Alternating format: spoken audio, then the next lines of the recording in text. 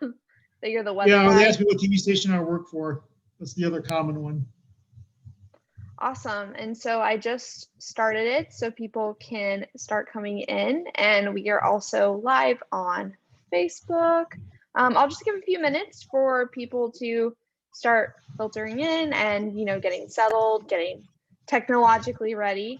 But in the meantime, I'll just give a brief introduction. So welcome everyone. My name is Maddie. I'm the Marketing Outreach Manager for the Boynton Beach City Library. And today we are so excited to have Robert with the National Weather Service, Miami, South Florida office. He is a warning coordination meteorologist. Did I get that correct? Yes, Warning that's coordination. correct.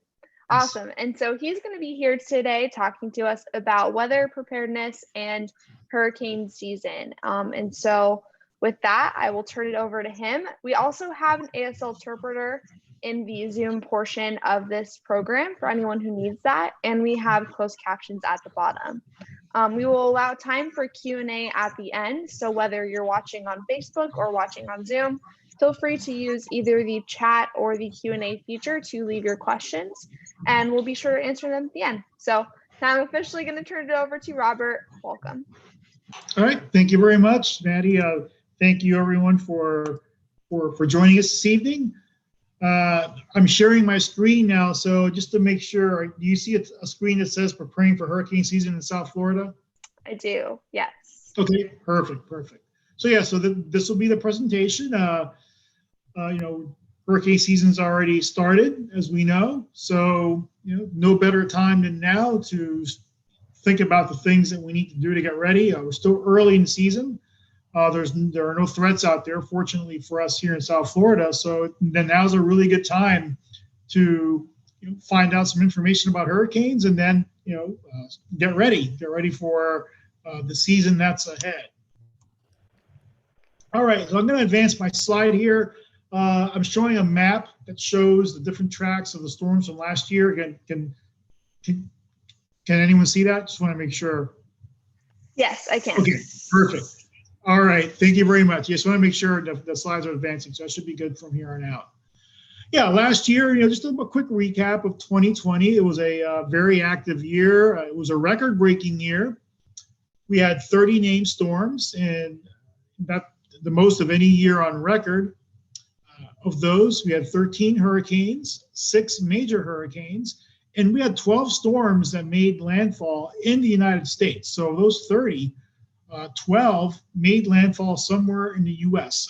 6 of them made landfall as hurricanes, and that's those are all numbers that are especially the named storms and the number of landfalls in the U.S. were the most of any other year when it comes to those specific categories. Now here in South Florida, we really got off pretty lucky. We didn't really have any major hurricane, or we didn't have any hurricanes impact us. We had 2 tropical storms, Tropical Storm Sally in September and Tropical Storm Ada in November. And we had a close call at the beginning of August from Tropical Storm Isaias. But really, aside from the rainfall and the flooding we had from rain, which was a lot, that was a pretty important thing, pretty significant factor we had last year, but we escaped any severe wind impacts. So all in all, we were pretty fortunate here in South Florida last year, despite the fact that it was such a record-breaking year overall. This slide shows it's like a snapshot from the satellite images that we get from space. So those are satellite pictures of each of the storms. Just a quick snapshot in time of each of those storms. Just to kind of point out how remarkably active it was last year. Just some more numbers, but really the bottom line here is that we flew a lot of planes into these hurricanes. That's one of the things that we do is so important. Is we fly hurricane hunter planes, and their job is to fly directly into the storm and to gather data. They drop instruments into the storm, then those instruments take measurements of temperature, wind, humidity, pressure, and they send the data to meteorologists really all over the world, and especially the meteorologists at the National Hurricane Center, whose job is to take that information and use it as part of their forecasting. And that's very important data. It's really the only way that we can get data from inside the storm itself. All right, so let's look forward now to this hurricane season and what we might expect. A couple weeks ago, NOAA, my agency, released the hurricane season outlook for this year, and it's calling for an above normal number of storms. So things really aren't changing a whole lot as far as the overall conditions are concerned, kind of what we expect in the big picture for this year. So we're expecting anywhere from 13 to 20 total named storms in the Atlantic Ocean between now and the end of November. Of those, 6 to 10 could become hurricanes, and of those, 3 to 5 could be major hurricanes. So there's a higher likelihood, or really a 60% chance, in other words, that we'll end up with a season that's considered above normal. Now, here are the names of the storms for this year, and we've already had one, Anna, the first name on the list back in May. It was a very short-lived, weak tropical system in the middle of the Atlantic. Didn't really affect anyone, fortunately, but it did count as a tropical storm, albeit very brief. So we can take that name off the list, and the next name we'll use is Bill. Now, if you remember last year, one of the other noteworthy things about last hurricane season was since we had so many storms, we had to use the Greek alphabet to supplement the normal list that we use. Now, after last year, it was decided that using the Greek alphabet for storm names was a bit more trouble than it was worth. So the decision was made to stop using the Greek alphabet as the alternate list. So from now on, if we need to go to the alternate list, if we use up all the names in the regular list, then it'll just be a list very similar to this one, which will have a combination of English names, French, Spanish names. So, names that are easier for us and, more relatable, not, So anyway, so that's just hopefully we don't have to even worry about getting into the alternate list. But if we do, that's a little side note there about the list that we would use if we needed to go that far. Now, I mentioned just a few minutes ago that we are calling for an above normal hurricane season as far as number of storms. So what exactly is normal? By normal, what we do is we take a 30-year average of all the storms, in a given hurricane season, and then we basically determine what's the average number of storms, average number of hurricanes, etc. So those numbers are 14 named storms, 7 hurricanes, and 3 major hurricanes. So that's what's considered average. So that's a 30-year record. Now, most of this 30-year period has been a pretty active period. So the period that we use for the record is 1991 to 2020. Since 1995, so almost that entire time frame, we've been in an active era, or an era of above normal hurricane activity. So that's actually bumped up the averages from the previous 30-year set that we used. So we went from 12 to 14 named storms, 6 to 7 hurricanes, and 3 major hurricanes. So again, it's a reflection of this above normal era, or this era of increased hurricane activity in the Atlantic Ocean that we've seen for 25 years now. So what are some of the factors that we're looking at for this year? So we talked about this active era that we're in, and we think that that's going to continue. At some point, this active era will likely go away. We've seen it in the past where we've had active eras for about 20 to 40 years, followed by less or eras or with fewer storms that last about the same time frame, and then back to another era of above normal or more active years, which is what we're in now.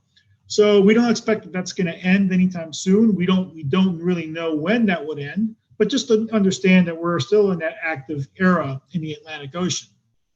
We're also expecting that the ocean temperatures in most of the Atlantic will be warmer than normal, which adds extra energy and fuel for storms to potentially form and get stronger.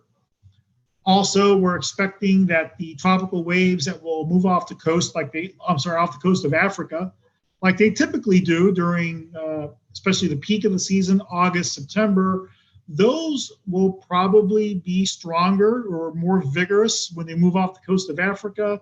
And what that means is that the stronger those systems that move off the coast of Africa, the more likely that they'll form into tropical storms and hurricanes once they move out over the warm Atlantic and, take their time moving westward, traveling across the tropical Atlantic Ocean as they, gradually approach the Caribbean Sea and perhaps even North America.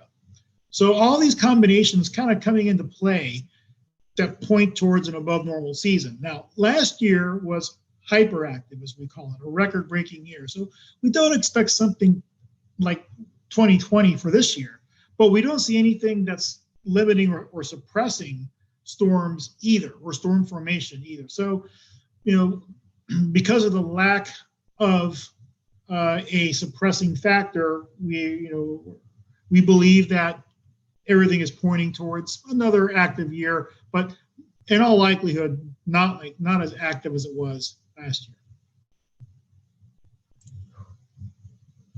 Now, a reminder that I always like to point out whenever I talk about the outlook is that this outlook is for the entire Atlantic Ocean. It's not an indication of what areas are more likely to be hit by tropical storms and hurricanes. We don't have that skill this far out to tell you where the storms are more likely to form, where they might go, 2-3 months down the road. The weather systems that influence where storms may form and where they may go, those are really only predictable about 10 to 14 days out in time.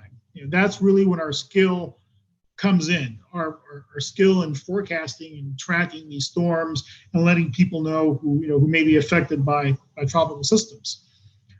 So just the mere fact that we're calling for an above normal hurricane season doesn't mean that there's a much higher chance of us getting hit in Boynton Beach or anywhere in South Florida for that matter. So it's something important to remember. We've been hit by hurricanes in inactive years. And last year was an example of a very active year, and we didn't get hit by hurricanes. So, there's not really a big determining factor whether there's a lot of storms in the Atlantic or not. It all depends on where they form and where those storms end up going.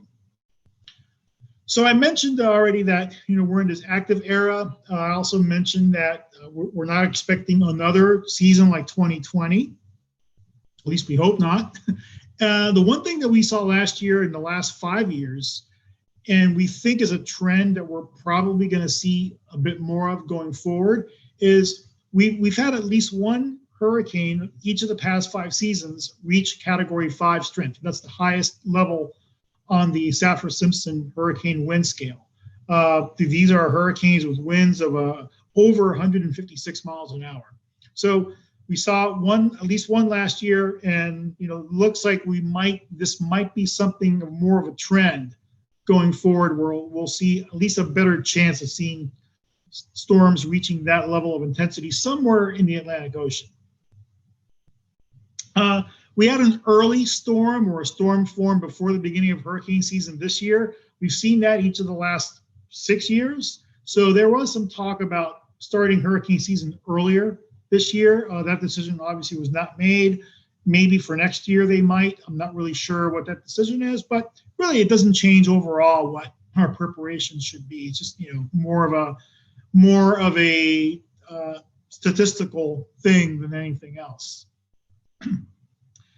Now, one thing that we did see a lot of last year, more than any year on record, is we saw a lot of storms that rapidly intensified at some point during their life cycle. So what that means is what we categorize as rapid intensification are storms that have an increase in their wind speed of at least 35 miles per hour over a time period of 24 hours or less.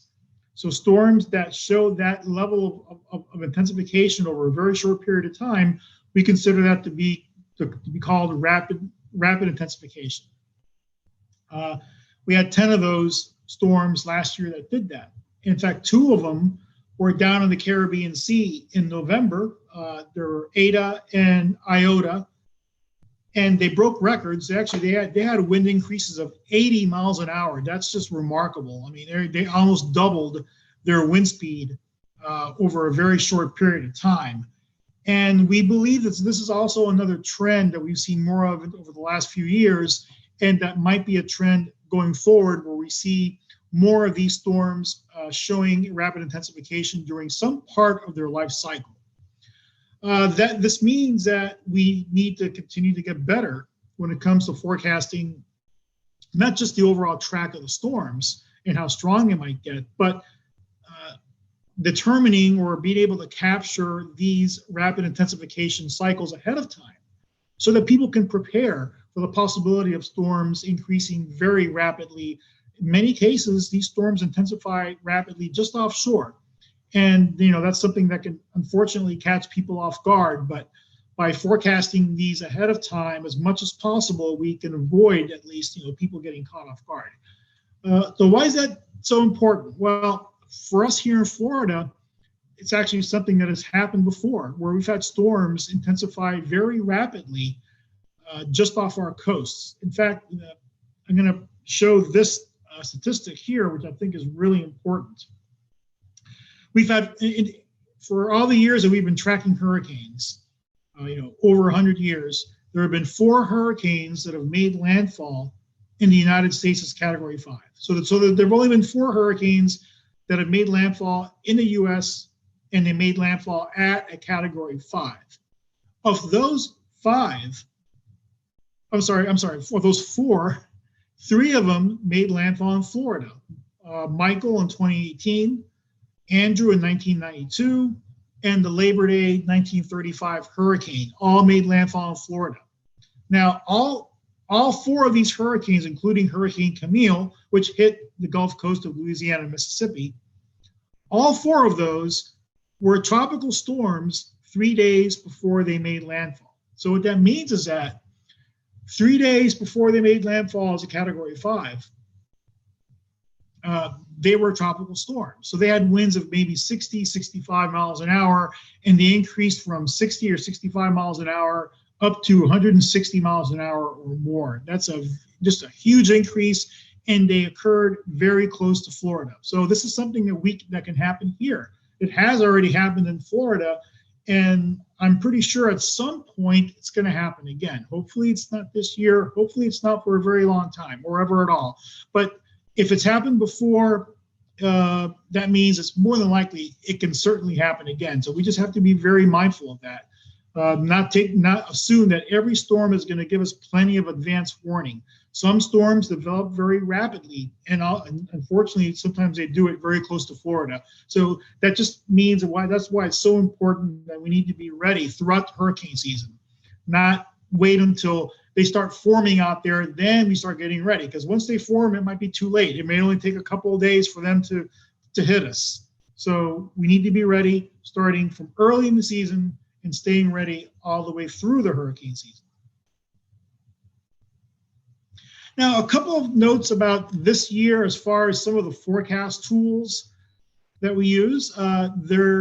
We use a variety of different weather forecasting models from really all over the world to help us with our forecast, to help us to get an idea of where the storms might go, where the weather systems that are steering and influencing the storm, where those are, and how they may change over that forecast time, which is 5 to 7 days.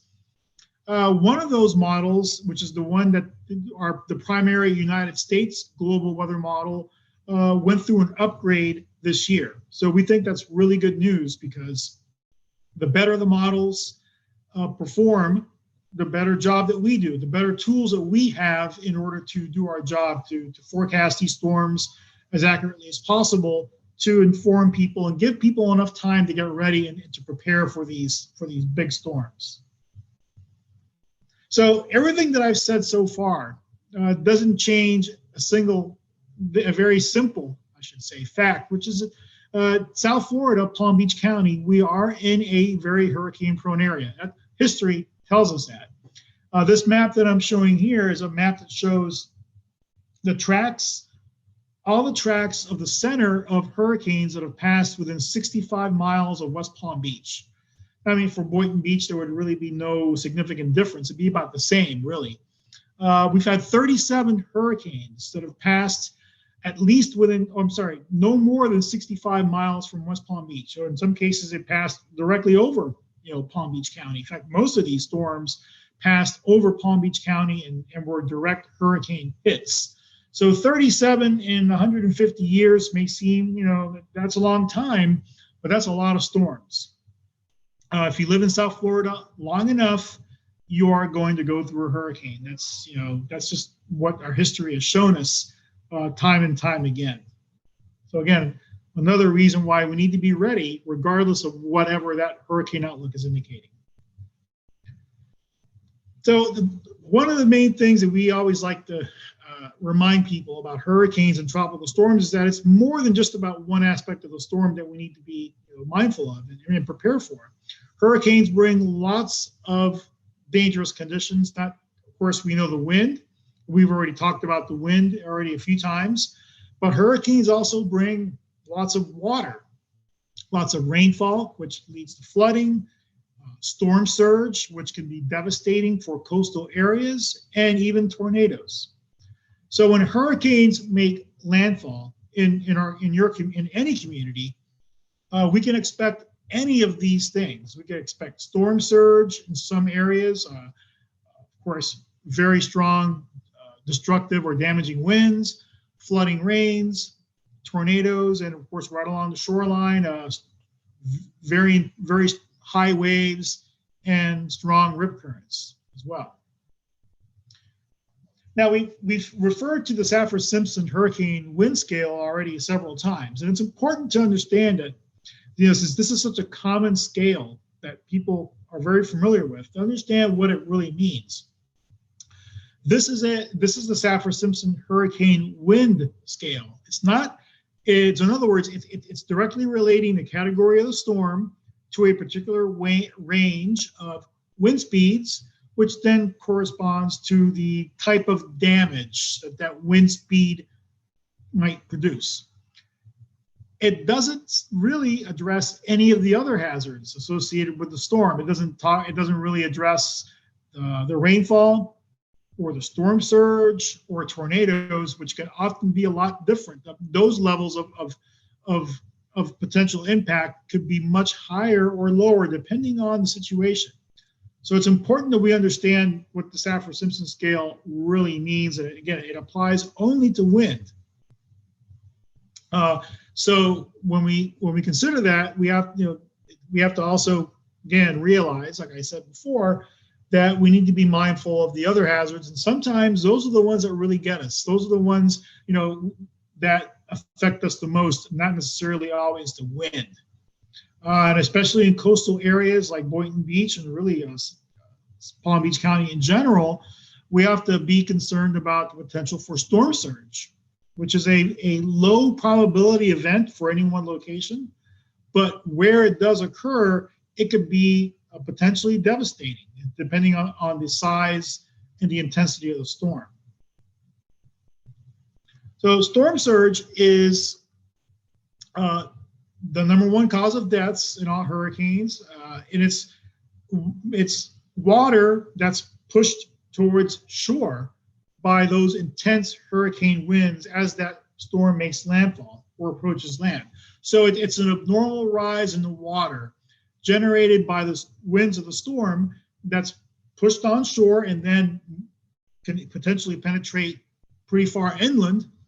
That's well over and above the normal astronomical tide. So if you consider on a normal day, the high tide could be about 2 or 3 feet. During a hurricane landfall, let's say, for example, a category 3, 4, or 5, that storm surge could be easily 7, 8, or 9 feet on top of the normal high tide. And then on top of that, you have to consider there are going to be large waves that are going to be pounding the coastline, and that water moves in with momentum. In other words, it's not going to stop right at the beach. It's going to push inland with a lot of force and energy and could penetrate inland quite a ways, much more than people would even think. So when it comes to storm surge, we really have to take it seriously. And we'll talk more here in a few minutes about evacuation zones and how all that kind of fits together. Before that, we can go back to 2018. I mentioned Hurricane Michael, a Category 5 hurricane that made landfall in the Panhandle of Florida, and how destructive that was from a storm surge standpoint. This map here, those red dots in that satellite image of the beach there where it made landfall in the Florida Panhandle, those red dots are properties that were totally destroyed. In other words, there used to be buildings there, homes, that were totally wiped off of their foundation by the force of the water.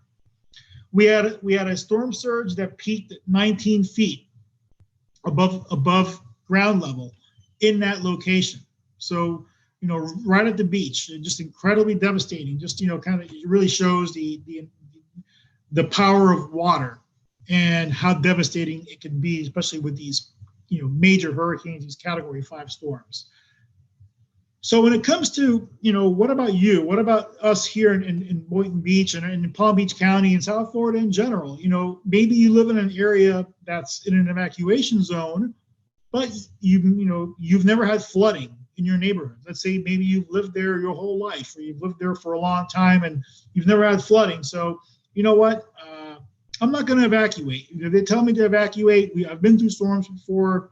I'm just going to stay put. Well, here's the problem with that.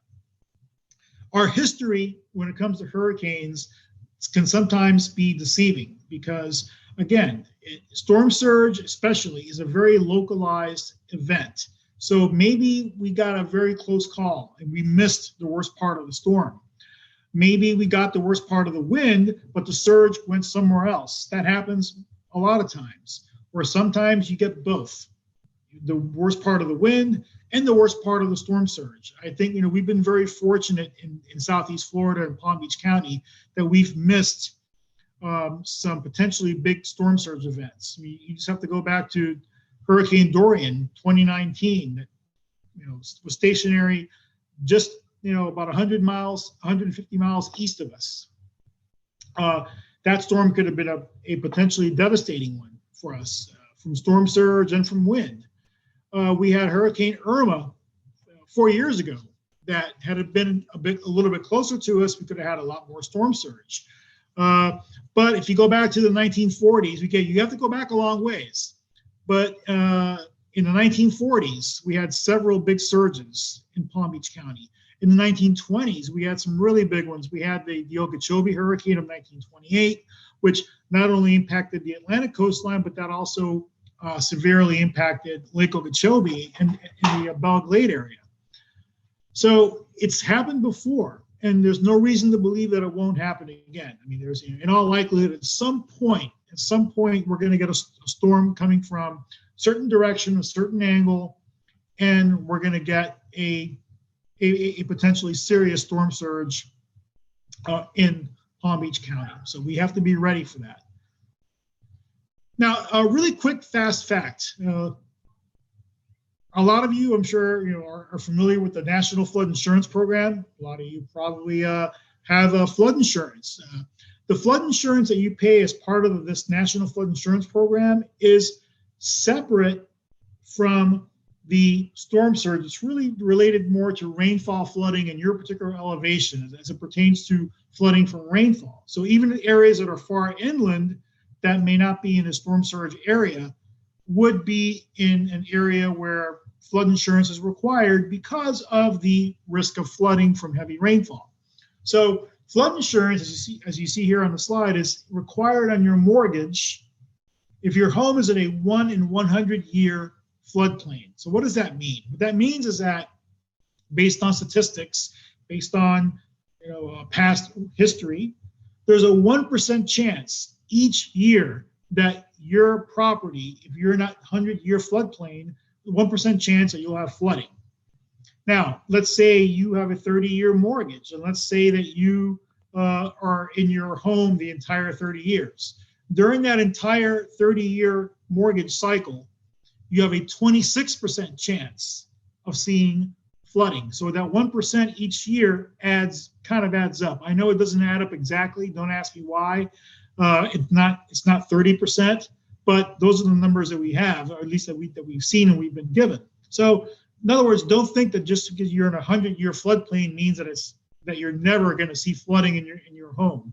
The longer you're in that property, the chances increase that you will see flooding. So that's why it's so important that we have flood insurance and that we recognize the risks, even if you never have experienced flooding in your area, in your neighborhood. Now, going back to storm surge. The storm surge, or the evacuation zones, I should say, that every coastal community has, including Palm Beach County, those are determined based on storm surge models. So we run models of storm surge that take into account the potential height of the storm surge for different storms, different intensities, different categories, angle of approach to the coastline, size, etc. And then we run it through different models, or we run it through this one model for different sizes and categories of storms. And then we have an idea, okay, what areas are prone to storm surge based on that model. So for the Boynton Beach area, it's really the areas primarily east of US 1. So if you live on the Barrier Island, or you live on the mainland, let's say between east of US 1 to the Intracoastal Waterway, you are in a storm surge prone area. That's what the computer models show us. Also, detailed elevation studies have determined that those areas are particularly vulnerable to deep water, not just any kind of water, but water that could be life-threatening if we get a storm of a certain size, angle, intensity, etc.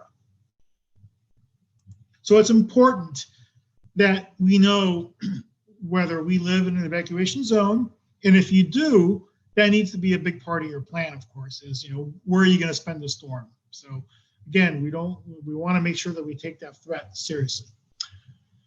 Now, we've been talking about big storms here, but even the storms that may not seem so big, that don't get the same attention that maybe, a category 4 or 5 would, those are still dangerous storms. And we've seen in the United States, category 1 hurricanes can do a lot of damage. In fact, since 2010, we've had those storms have caused over $100 billion in damage, and 175 direct deaths.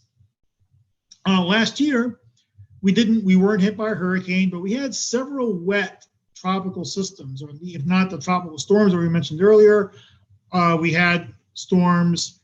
We had tropical waves and just other wet systems that affected us really almost all summer and all hurricane season last year. So the end result was we had a lot of flooding. I know there was a lot of flooding in the months of September and October, even in November, from Tropical Storm Eta as it made landfall in South Florida. So it doesn't take a big hurricane. It doesn't take a category 3, 4, or 5 to have impacts in our community. The water with these lower category storms can be even worse than it is for a higher category storm. We even had a storm back in 2000. In fact, it wasn't even a named storm. It was a pre-tropical system, a system that was trying to develop and form into a tropical storm. But as it moved over Florida in that pre-development phase, it dropped about 18 inches of rain in a very short period of time, and it led to widespread flooding over large parts of South Florida. So, again, this goes back to my point about knowing your not only your evacuation zone, but whether you live in those FEMA flood zones, any one of those FEMA flood zones. And if you do, part of your hurricane plan has to include the potential that your neighborhood might be flooded for several days. You might be stranded. All right, let's switch gears a little bit, and let's talk about some of the information that we commonly see and use when there are storms out there. So when there's storms out there, a lot of us tune into our favorite TV station. We'll go to our favorite weather website, and hopefully that's weather.gov, which is a National Weather Services website. The Hurricane Center, which is part of the Weather Service, they have their own website called hurricanes.gov. And the most popular map on that website is the one you see here. It's the track and cone, or the forecast cone. So where you have the dots showing where the storm is expected to be in the future, and then a cone surrounding those dots, which indicates the area where the center of the storm is more likely to be at any point during that 5-day forecast. So when we analyze our statistics, when we calculate our forecast skill over the last 5 years, then the cone is intended to depict if we're showing an average level of forecast skill, where the center of the storm is more likely to end up falling at any time during that 5-day forecast period. So it represents about a 2 in 3 chance that the center of the storm will fall somewhere within that cone. Of course, that also means that there's a 1 in 3 chance that the center of the storm could fall outside the cone at any point during the 5-day forecast. So, the cone tells us where the center of the storm is more likely to be, but it's not really telling us other things like how big the storm is. It doesn't tell us how big it is. It doesn't tell us how much rain we're going to get. It doesn't get into the specifics. It's only a reflection of our average forecast skill and where the center of the storm might end up being. Because our forecasts have improved over the last 10, 15, 20 plus years, the size of the cone that we use every year continues to get smaller and smaller. The cone that we used, for example, in 2005 was a lot larger than the one that we're using in 2021, which is the one in red, very close to the one we had last year. So just because a cone is getting smaller doesn't mean that the storms are getting smaller. It just means that our forecast skill is getting better, so we can narrow down the area where we think the center of the storm will be. That's really what all the cone means. So the cone is good when it comes to early awareness and preparation. So for example, let's say we're about 5 days away from a potential hurricane. You look at your forecast cone and you see that the tip of the cone is touching South Florida. At that point, it doesn't mean that the storm is coming. It doesn't mean that it's a sure thing and that everything needs to be ready. No, what that means is that in the 4 or 5 day period, there's at least a somewhat of a chance that there could be a storm in our neighborhood somewhere nearby in about 4 or 5 days. We still have time to get ready, but it's certainly a bit of a heightened state of awareness. We need to make sure that our hurricane supplies are in order, for example. If there's anything we need to restock, the time to do it is at that point. You don't want to wait till it gets closer, because once it gets closer, like in this example here, when the white part of the cone starts to come up over your area, then that means that a hurricane watch is probable at some point in the very near future. So when hurricane watches go up for your area, that's basically, it's kind of, think of it as the wheels going into motion as far as the community taking steps to prepare for the storm. It could be closing schools, it could be closing, planning to close bridges and other things like that. Evacuation orders, for example, as well. So when the white part of the cone starts touching us, that means that we need to be ready. We need to be ready to implement that plan, because very soon afterwards, more than likely, the watch is going to go up for our area. Okay, so what if the storm then gets closer to us? Then we get it in a situation like this, where the storm is maybe about 24, 36 hours away, and we have hurricane warnings, which are the red colors around Florida. We have hurricane warnings in effect for our area. Notice, however, if you look closely at that image, the cone is actually not covering the east coast of Florida, Palm Beach County. The cone is actually west of us. So how could that be? How could we be under a hurricane warning if the cone is not over us? Remember, the cone is not a reflection of how far away from the center of the storm the wind spread out.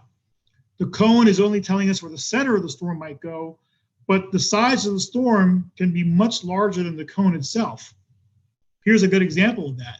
It's that same picture I showed earlier, the previous slide, except I put the winds of the storm on top of the cone. Look how much larger the radius of those winds are than the cone itself. That's why the cone really has no relation to hurricane warnings that we put up or storm surge warnings. They're two different things. The cone is telling us where the center might go. The warnings tell us what we need to be prepared for, what we should expect. So in addition to these forecast cones and hurricane warning maps, we provide additional information, additional maps that help us to better assess what our potential threats are from each of the main hazards of the storm. So we produce these colorized maps that go beyond the cone to describe what our potential impact from each of those hazards are at any time during that storm's life cycle when it's threatening our area. So basically, this comes down to what really is most important to us when a storm is threatening us. You know, what we want to know are these four main things: the timing of the winds, when could the winds arrive? How strong will the winds be in my neighborhood? How much rainfall?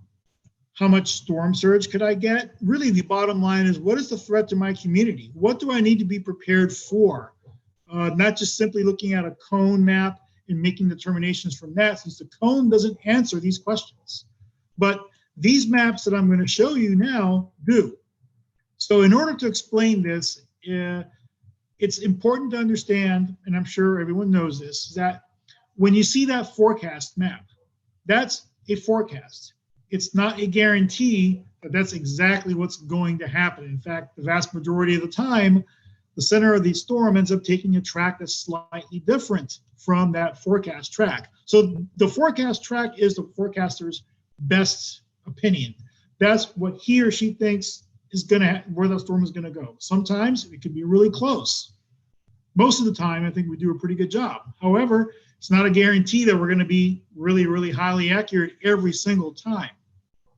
Here's an example of how we apply this level of uncertainty into letting people know what we should be prepared for. So here's a scenario where we have that thick white line is the forecast for a hurricane that hit Florida. This is, well over a decade ago. The red and yellow lines that are on either side of the white forecast line, those are all alternate scenarios, alternate forecast tracks that the storm could take under different situations. In other words, there are things that go on in the atmosphere that can vary or change the track of that could change the eventual track of the storm. And those red and yellow lines represent those potential alternate tracks that we have to consider. We can't assume that the storm is going to behave exactly the way we think it is, and it's going to go straight on or follow that white line exactly. It could go to the right, or it could go to the left. So if we're in Florida and the storm ends up going more to the right, following those lines that are on the right side of the white line, we're going to get worse impacts here in Florida than what we would have thought had the center gone directly over that forecast track. Now, if it goes the other way, if it goes to the left of the white line, then the conditions won't be as bad in Florida. The storm will be farther away. So those are all realistic scenarios that could occur with any storm situation. So we analyze all of those potential tracks, and based on how they could affect any individual area, assuming that there is some deviation, we come up with these maps that show us two things. They show us the most likely scenario, which is the forecast track of the storm, but it also shows us a alternate reasonable worst case scenario, which is based on these potential alternate tracks, which have to be considered with every storm. So what we're doing is we're basically telling you what the official forecast is, which is the yellow area there, and then we're also indicating a margin of safety. So yes, expect what's in the yellow, the official forecast, or that's what's more likely to occur. But it's also possible that the area in green, the margin of safety conditions could occur. In other words, that reasonable worst case scenario could occur. In other words, if the storm ends up tracking closer to you than what the official forecast is showing. And this happens a lot. It may not happen over us. Maybe we don't notice it with every storm, but every storm shows some deviation from its forecast track. So when we're depicting what to expect from a storm, we tell you basically two things. We say, okay, based on the official forecast, we could expect winds of, for example, let's say 50 to 65 miles an hour with gusts to 85 miles an hour. But is that the only thing we tell you? No, because that's only taking into account one potential scenario. If we apply the reasonable worst case scenario, which again is considering the possibility or a plausible scenario where the storm could track closer to us, then we show you a map like this, which is that wind. It's a depiction of the potential wind threat with that storm based on a reasonable worst case scenario.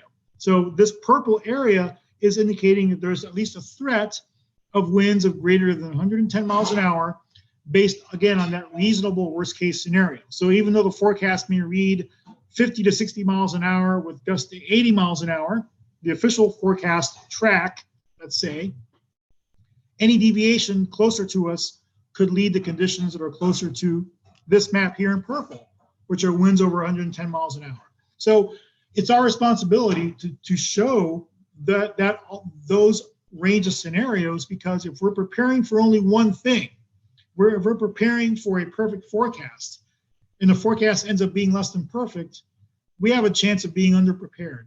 And if we're underprepared for a hurricane, that could mean the difference between, really honestly, could mean the difference between life and death. You know, we have to be ready for that potential, and we analyze this with every forecast. We have tools in place that we can analyze and to come up with these maps in a scientific manner that's not severely overestimating the potential, but it's giving you a realistic, plausible potential that these conditions could occur. So we do this for every hazard associated with the storm: the wind, the storm surge, the rainfall, flooding, and for tornadoes. With every forecast, we evaluate what that potential threat is based on that, again, that reasonable worst case scenario concept. So really what we're doing is we're taking the big picture, which is the Hurricane Center's forecast track, the forecast cone you see on the left, and then the local office in Miami, where I work, that serves all of South Florida. We localize the information as much as we can so that for your neighborhood, for Boynton Beach and for Palm Beach County in general, we provide, in addition to the official forecast conditions, we're also giving you what the potential reasonable worst case scenario conditions are so that you can make the appropriate plans to protect yourself and your property, your family as much as possible. So this information is all on our website. Our website is weather.gov/Miami. This information will be prominently linked on our front page. We also put this information on social media, Facebook and Twitter. We're also providing this information to the media, so they put it on their TV broadcasts as well. We're providing it to local officials. So this information is being widely disseminated to really the entire community so that we all have a fuller understanding of what we need to be prepared for when these big hurricanes, these potentially devastating weather events begin to threaten our area. So again, the bottom line is that we need to be as prepared as we can be, as responsibly prepared, not to be underprepared, but to be adequately prepared. One last thing that I want to show is we also show on our website timing graphics, information on when the winds will start getting up to tropical storm force, and then, which means basically that all outdoor preparedness activities need to conclude. So we give two we give two graphics for those. We provide a earliest reasonable time, which is based on that conservative, reasonable worst case scenario. And then we also provide a most likely arrival time. So the most likely arrival time is based on the official forecast. The earliest reasonable time is based on that official forecast, plus we're adding a safety margin. That, again, that reasonable worst case scenario that's so important for us to be prepared for in case things change, and they often do. Now, when it comes to getting our information, when we're looking at information, when we're tracking the storm, it's really important that we get our information from local sources. So local sources are the National Weather Service, local media outlets, your local officials in the city and the county. That's where we should be getting our official information from. During these events, there's a lot of information being passed along on social media. A lot of it's really good, but some of it is not so good. Some of it honestly can be quite sensationalistic. Here's an example of a case where we see this with every storm, where we have people out there that are looking at the weather models like we do. They may or may not be trained meteorologists. And then they look at a one computer model that's forecasting a big hurricane 10 to 14 days from now. So they put that on, on their social media page, like if it's a sure thing that's going to happen and that people need to get ready. Well, that's just one model at one point in time that's almost 2 weeks away.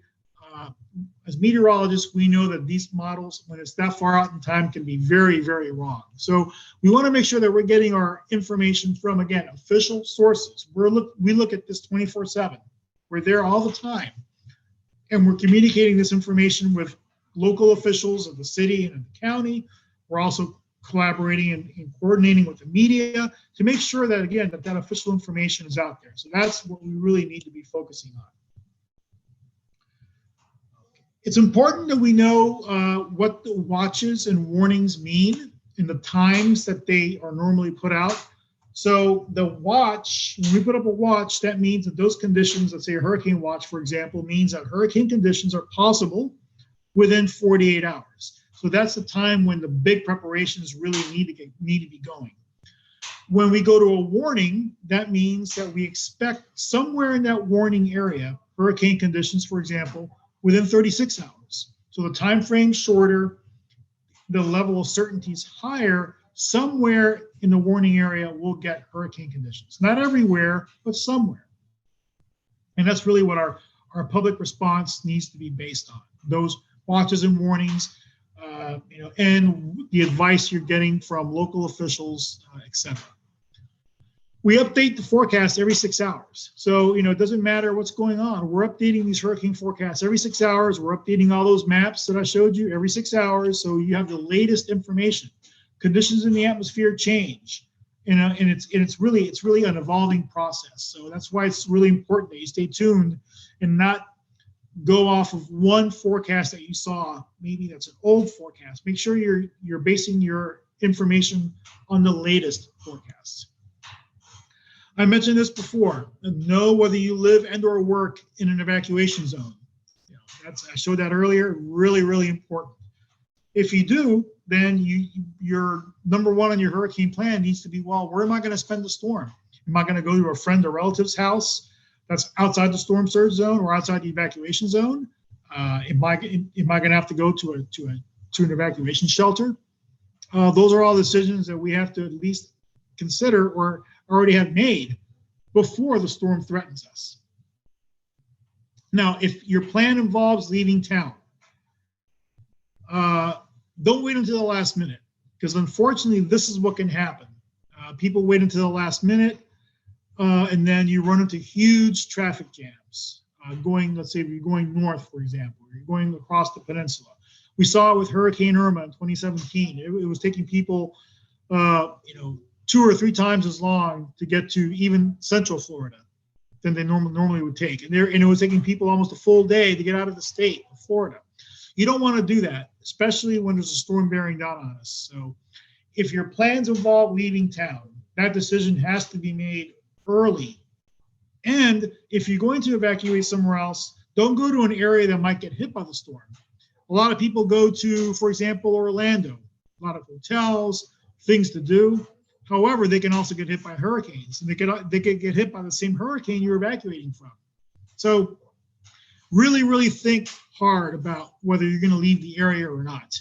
If you don't live in an evacuation zone, you really don't have to leave. As long as your home is in good conditions, you have adequate window coverings like shutters or plywood, your home's in good shape. Really, the advice from emergency managers is to shelter in place. Stay in your home. Now, if you're in an evacuation zone, then of course that's a different story. Hurricanes can strike any year. Our history has shown us that. So we need to be ready any year and every year, regardless of what that seasonal forecast that I showed at the beginning is telling us. Don't over rely on that exact forecast track. Yes, use it, certainly use it, but don't assume that it's going to be perfect. If it is, great. It really helps us all, but don't assume it's perfect, as it can change. Consider, again, those alternate scenarios that we depict on those maps, and we do so that you can be fully informed of all the possibilities. So really, weather.gov/Miami. That's what I'm going to conclude with here before we take any questions. That's the website. Hopefully, if you don't already have it bookmarked or used, or you use it, weather.gov/Miami. That's where you can get your weather information really any day of the year, especially during hurricanes, when there's storms out there threatening us. All this information is going to be located on that website. And also you can follow us on social media, Twitter and Facebook, where this information is also contained. So that concludes my slides, but be more than happy to take any questions that anyone might have. So I guess I'll pass it back over to you, Maddie, if you want to go ahead and see if there are any questions out there. Sure. Yeah. So currently I don't see any. Let me check the Q&A. Nothing there. So I guess we'll just give it a bit. If anybody has questions, whether you're watching on Zoom or via Facebook, feel free to comment them or use the chat/Q&A feature, and we'd be happy to answer them. So I'll just give it a little bit for people if they want to type up questions. But other than that, thank you so much, Robert, for this awesome program and for all of the great information you gave. Well, thank you very much, Maddie. Thank you for including us in this really important topic. Hopefully in the future, we'll be able to do it in person. We do a lot of these in the past. We've done a lot of these in person. Hopefully we'll be able to get back to doing that here pretty soon. But, I know this is good for people as well, to provide this information virtually so people can see it from the comfort of their home and still get important information. So, like I said, I'll be happy to stick around as long as you want to answer any questions.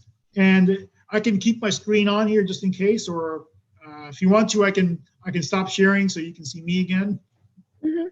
So I don't see any currently, so I honestly think that we're good. It seems like you answered any questions that people had. You certainly answered most or all of mine, but yeah, if you guys have any questions after the fact that pop into your mind, feel free to reach out to us and we can forward them on to Robert, or you can contact him directly.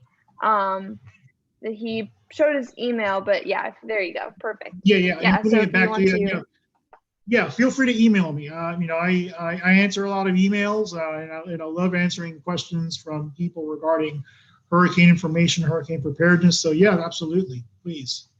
Awesome. So his contact's up there. Feel free to screenshot that, write that down, so you have it in case you need it. And with that, we hope everyone has a great day and get prepared for hurricane season. It is here, and we want everyone to stay safe. So thank you all so much, and have a good one. Thank you. Take care, everyone. Bye.